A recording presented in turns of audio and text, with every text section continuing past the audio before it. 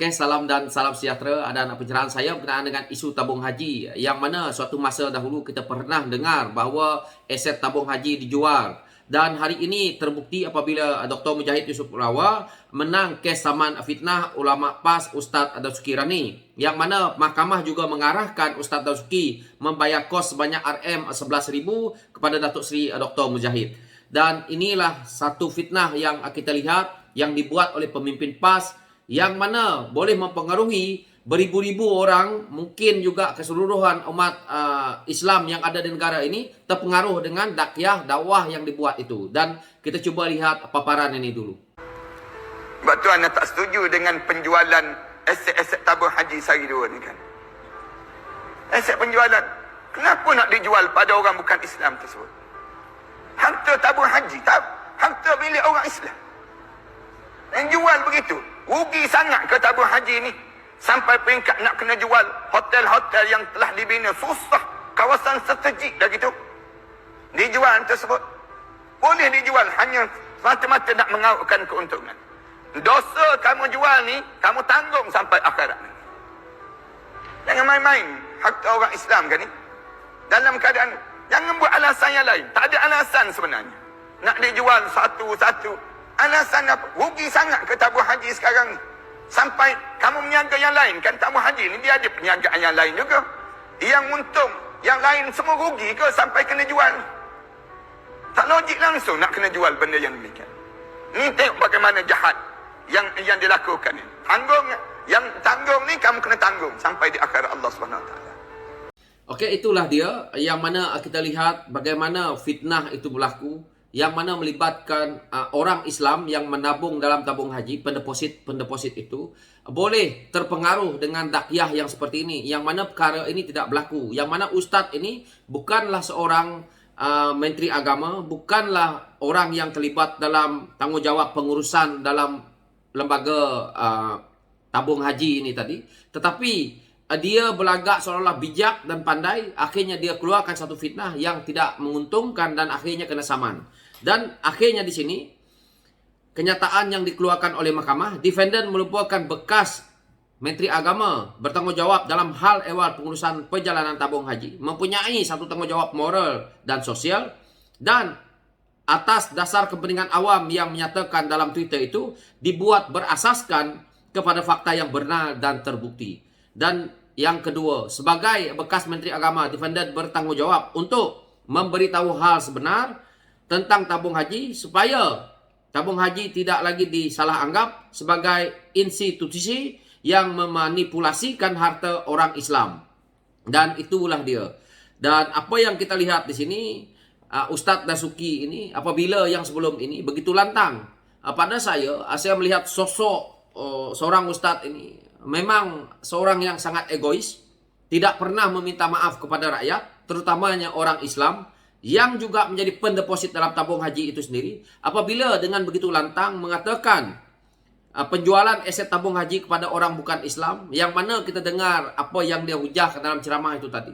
Jelas kita tahu bahawa itulah satu fitnah yang amat berbahaya sekali. Yang mana orang seperti ini, dia tidak pernah duduk dalam pengurusan tabung haji itu sendiri. Dia tidak pernah menjadi menteri agama, tetapi membuat andaian-andaian yang akhirnya merosakkan masyarakat itu. Ini adalah satu yang pada saya selalu saya kritik dengan pemimpin PAS. Apabila mereka tidak takut dengan fitnah yang mereka buat, tetapi mereka mainkan isu-isu agama ini untuk kepentingan pribadi. Ini pada saya satu yang amat menjejaskan Dr. Mujahid itu sendiri. Kerana dengan fitnah sebegini, berapa ramai orang yang mendengar yang boleh terpengaruh dan akhirnya tidak minta maaf dan tidak memperbetulkan masalah yang boleh menyebabkan rakyat terpengaruh ini tadi. Dan satu isu yang kita lihat dalam kepimpinan PAS ini, apabila ustaz-ustaz mereka yang seperti ini mempengaruhi orang-orang luar berkenaan dengan isu yang mana seolah-olah PH menjual tabung haji di bawah pimpinan Dr. Mujahid sebagai menteri agama waktu itu, maka orang rasa bahawa keseluruhan PH itu ini adalah satu yang tidak baik. Jadi ustaz ni sepatutnya kepada saya lah, tetapi Dr. Mujahid ni terlalu baik hati, banyak yang kena saman, banyak yang kalah saman dengan beliau. Beliau tidak mengambil tindakan. Seperti mana yang berlaku dengan pemuda UMNO, dia pun cuma minta maaf pun dah okey. Dan ini juga berlaku, cuma mahkamah mengarahkan Ustaz Dasuki untuk membayar RM 11,000 kepada beliau, dan beliau pun tidak menceritakan tentang isu saman berapa. Orang yang seperti Ustaz Dasuki ini patut disaman 1 juta ke 2 juta.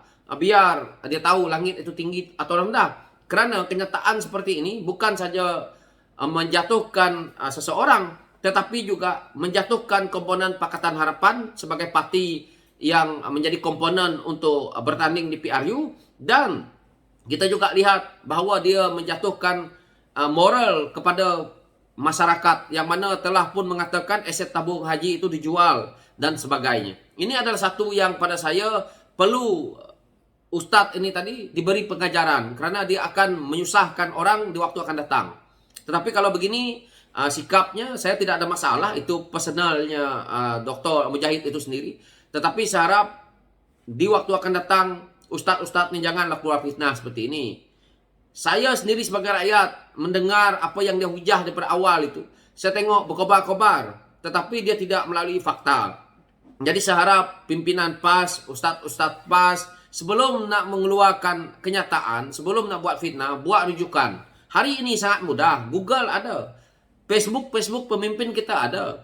Kita pergi dekat Twitter mereka ada. Kita pergi dekat laman sosial dia, semua ada. Jadi kita boleh cek apa sebenarnya yang berlaku dan kita lihat. Jangan kita keluar ke kenyataan yang belum lagi tentu masak, belum tentu lagi betul, dan akhirnya kita keluarkan di depan kayak ramai, apalagi dengan melibatkan ceramah-ceramah agama yang mana orang akan yakin yang akan menjadi mangsa ni adalah Dr. Mujahid. Tetapi apa yang didedahkan oleh Dr. Mujahid selama ini, akhirnya rakyat dah boleh terima hari ini dan rakyat dah faham.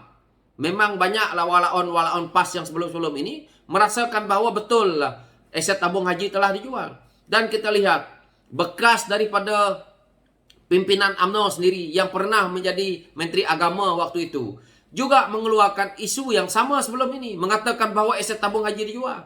Tetapi hari ini dia sunyi sepi membisu kerana dia terlibat dengan skandal rasuah juga, dan juga penyelewengan, dan juga money laundry. Jadi dia sendiri pun dah terjerat dengan isu rasuah. Maka ada pula ustaz yang masih lagi merasakan bahawa dia nak jadi hero, silakan. Tetapi inilah akibat.